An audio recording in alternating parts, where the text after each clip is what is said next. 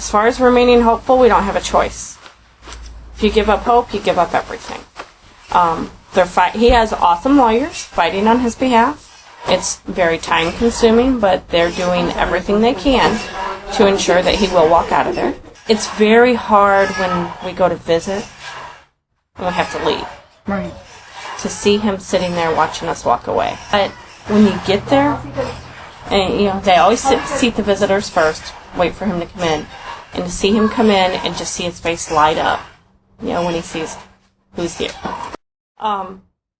What people need to realize and understand is that, I hear people discount, so many times when I tell them my dad's story, they discount it and they say, oh yeah, everybody in prison's innocent. Everybody thinks they're innocent. Stop and listen. Go ahead. Listen to what you're being told, because we grew up in a society where we were made to believe that our justice system is perfect, right, and that they don't make mistakes. And, I never realized growing up how screwed up the justice system was. I knew that my dad was innocent because my dad told me he was innocent.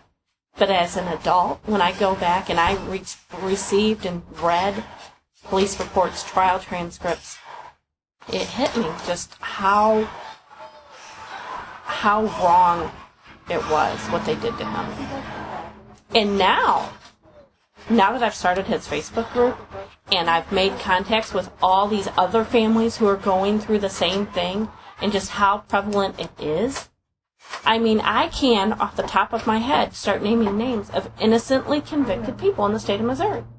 There's Dale Helmick, there's Josh Keyser, there's my dad, there's Ryan Ferguson, there's Mike Amick, there's Stephen Toney, there's Larry Johnson, there's Ellen Reasonover, there's Ted White, there's Daryl Burton. Why is that somebody, a common person, can name off the top of their head that many people who have been wrongly convicted in the state of Missouri? Why is that? So, all of this has led you to be an advocate for Absolutely. The voice for these other families. Absolutely. Not just my dad. Of course, my dad is my priority. Right.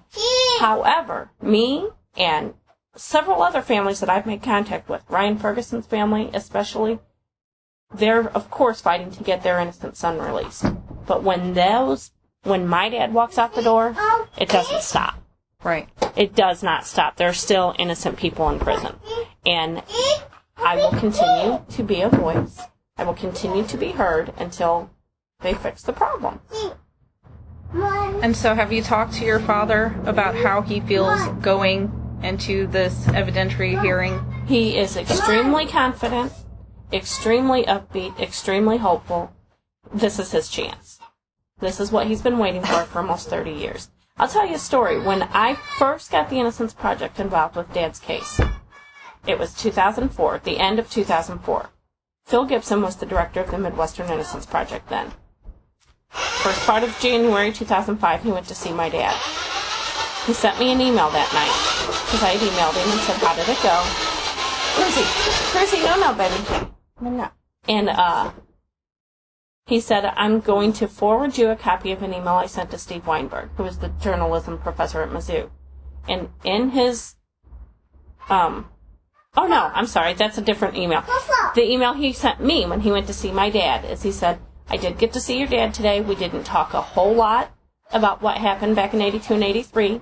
We talked mainly about what our process was going to be from here, but I want you to know I had to give him my regular speech about if you're not really innocent, don't waste my time or your family's time. A lot of people are going to get hurt because we will find the truth no matter what it is. Right. He said your dad looked me straight in the eye and told me told me the same thing he's been telling people for over 20 years. Please, all I've ever wanted is for somebody to look really closely at this. Well, I certainly hope it turns out for the best. We're all going to root for him. And I'm going to get to work on all of this and hopefully write a fabulous blog. And if anybody else wants to, contact me or contact you, that'd be great. Awesome. Put my contact information out there, direct them to his Facebook group. They go to that group. Any questions they ask, there's always a family member on. Always. If it's not me, it's my sister-in-law, my sister, my brother, my cousin. Somebody is always on. We have a huge family, and there's always somebody on. That's